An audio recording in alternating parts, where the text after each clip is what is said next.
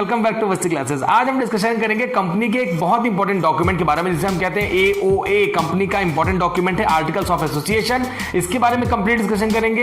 Company से क्यों बनाती है, इसमें क्या क्या बातें लिखी रहती हैं, सब कुछ आज जानेंगे। और इसके पहले मैं आपसे बात कर लेता हूं जल्दी से फटाफट प्रीवियस वीडियोस के बारे में, जिसमें हम लोग chapter number 2 forms of business organisation को कंप्लीट कर रहे हैं। बहुत सारे प्रीवियस वीडियोस अपलोड हो चुके हैं, जिसमें हम लोगों ने सारे ही फॉर्म्स ऑफ बिजनेस ऑर्गेनाइजेशन के बारे में बात कर लिया है। कंपनी सेगमेंट चल रहा है, जिसमें हम लोगों ने प्रीवियस वीडियो में जस्ट इसके पहले के वीडियो में डिस्कशन किया था मेमोरेंडम ऑफ एसोसिएशन, कंपनी का इंपॉर्टेंट डॉक्यूमेंट जिसे हम चार्टर्ड भी कहते थे, उसके बारे में कंप्लीट डिस्कशन कर लिया है। और आज कंप्लीट डिस्कशन करेंगे हम आर्टिकल ऑफ एसोसिएशन का, जो कंपनी के फॉर्मेशन के लिए मैंने आपसे कह दिया है बहुत इंपॉर्टेंट होता है। क्या होता है जानते हैं। आर्टिकल्स ऑफ एसोसिएशन जो होता है, ये कंपनी का एक ऐसा डॉक्यूमेंट है जो कंपनी को अपने फॉर्मेशन या एक इनकॉर्पोरेशन या बोले तो रजिस्ट्रेशन के टाइम पे बनाना कंपलसरी है।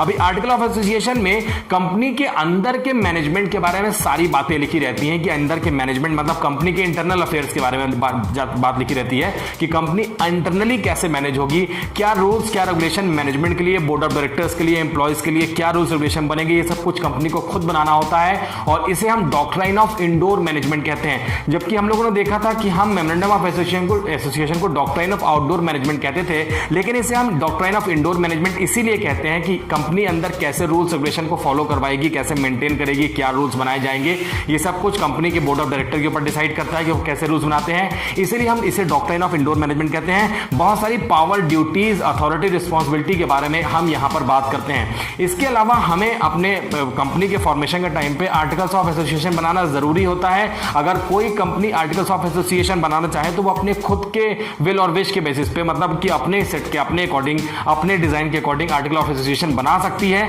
अगर कोई कंपनी आर्टिकल ऑफ एसोसिएशन नहीं बनाना चाहती तो कंपनीज एक्ट 2013 में हमारे पास में 99 sets of articles of association table F में दिए हुए हैं। अगर आप आर्टिकल ऑफ एसोसिएशन नहीं बनाना चाहते तो टेबल एफ का प्रोविजन है कंपनीज एक्ट में, वो एक गाइडलाइन है कंपनी की। आप वहां पर जाएंगे तो आपको बहुत सारे फॉर्मेट बने हुए दिखेंगे, 99 सेट्स के फॉर्मेट बने हुए हैं, उसे हम टेबल एफ कहते हैं। और उस टेबल एफ के 99 में से एक सेट जो आपको सुटेबल लगता है आपके बिजनेस के हिसाब से, आप वहां से ले सकते हैं और उसको बना सकते हैं अपने कंपनी का article of association.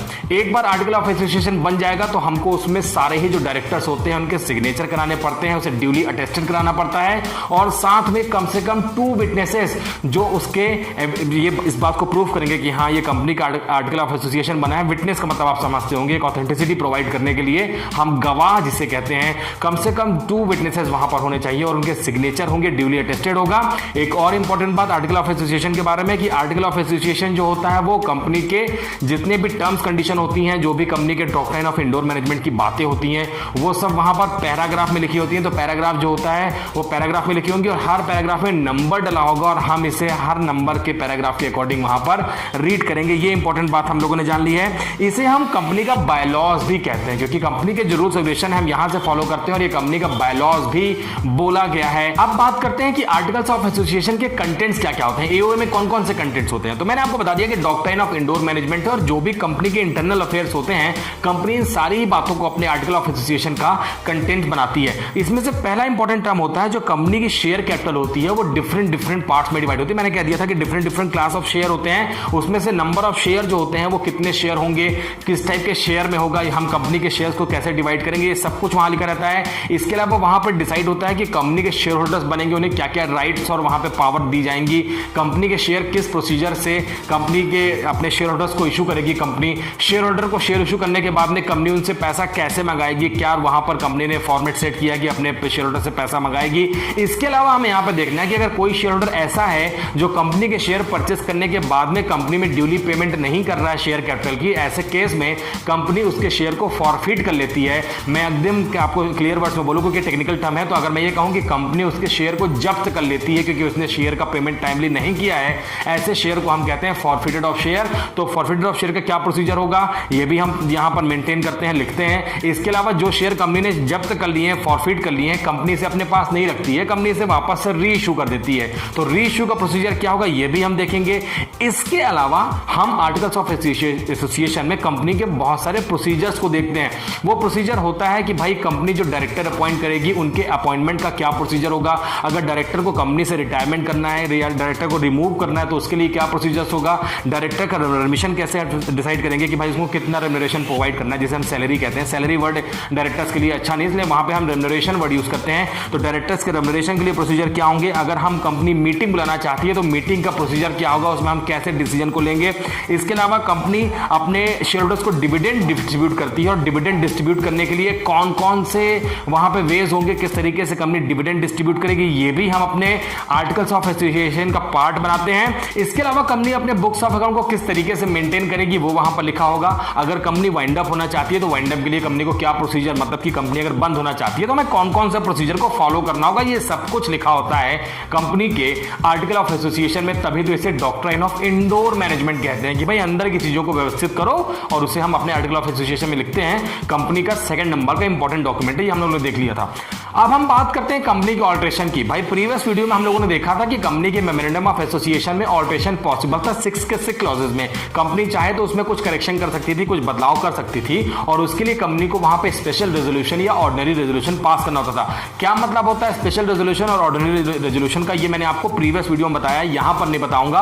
Previous video की लिंक अवेलेबल है डिस्क्रिप्शन में, आप देख सकते हैं वहां से कि क्या मतलब होता है ओआर का और एसआर का। ठीक ऐसे ही अगर कंपनी अपने एओए में अगर ऑल्ट्रेशन करना चाहती है, कुछ चेंजेस करना चाहती है, कुछ बदलाव करना चाहती है, तो कंपनी ऐसा कर सकती है, और ऐसा कंपनी कर पाएगी। एसआर मतलब कि स्पेशल रेजोल्यूशन कंपनी को पास करना होगा, और कंपनी अपने आर्टिकल्स ऑफ एसोसिएशन में लिखे गए क्लॉज में चेंजेस कर सकती है। इंपॉर्टेंट टर्म यह है कि कंपनी जो भी चेंजेस करेगी अपने आर्टिकल ऑफ एसोसिएशन में, इसका एडवर्स इंपैक्ट कंपनी के पहले इंपॉर्टेंट डॉक्यूमेंट जिसे हम कंपनी का एमओए या मेमोरेंडम ऑफ एसोसिएशन कहते हैं, उसमें कंपनी का इंपैक्ट जो है एडवर्स नहीं पड़ना चाहिए कि भाई हमने आर्टिकल ऑफ एसोसिएशन को ठीक कर लिया लेकिन इसका adverse impact, negative impact company के मेमोरेंडम ऑफ एसोसिएशन में जा रहा है। तो ऐसा कोई भी चेंज हम यहां पर नहीं करेंगे। हम ऐसा कोई भी चेंज अपने आर्टिकल ऑफ एसोसिएशन में नहीं करेंगे जिससे कि हमने जिस किसी आउटसाइडर पार्टी से जो कॉन्ट्रैक्ट किया है उसका कॉन्ट्रैक्ट ब्रीच हो जाए, मतलब कि कॉन्ट्रैक्ट वहां पे खंडित हो जाए, कॉन्ट्रैक्ट भंग हो जाए, टूट जाए कॉन्ट्रैक्ट। ऐसा कोई भी चेंज हम अपने आर्टिकल्स ऑफ एसोसिएशन में नहीं करेंगे।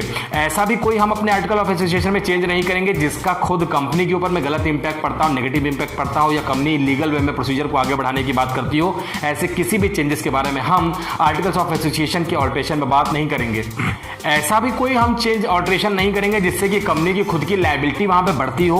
और एक इंपॉर्टेंट चेंज जिसे हम कहते हैं कि अगर कोई पब्लिक कंपनी अपने आप को प्राइवेट कंपनी में, या कोई प्राइवेट कंपनी अपने आप को पब्लिक कंपनी में कन्वर्ट करने के लिए अपने आर्टिकल्स ऑफ एसोसिएशन में ऑल्ट्रेशन कराना चाहती है, चेंज कराना चाहती है, तो वो डेफिनेटली ऐसा कर पाएगी, लेकिन इसके लिए उसे सेंट्रल गवर्नमेंट की भी अप्रूवल लेनी होगी अलोंग विथ स्पेशल रेजोल्यूशन। तो स्पेशल रेजोल्यूशन पास करना होगा अगर पब्लिक कंपनी को प्राइवेट कंपनी में, प्राइवेट कंपनी को पब्लिक कंपनी में कन्वर्ट करना है, और इसके बाद में सेंट्रल गवर्नमेंट के पास जाएंगे, वहां पे हम अप्रूवल लेंगे। अगर अप्रूवल मिल जाता है तो हम ऐसा कर सकते हैं और अपने आर्टिकल्स ऑफ एसोसिएशन में चेंज करा सकते हैं। तो ये कंप्लीट डिस्कशन आज का है, बहुत हमने कम वर्ड्स में यहां पर समझ लिया है कि आर्टिकल्स ऑफ एसोसिएशन कंपनी का एक बहुत इंपॉर्टेंट डॉक्यूमेंट है।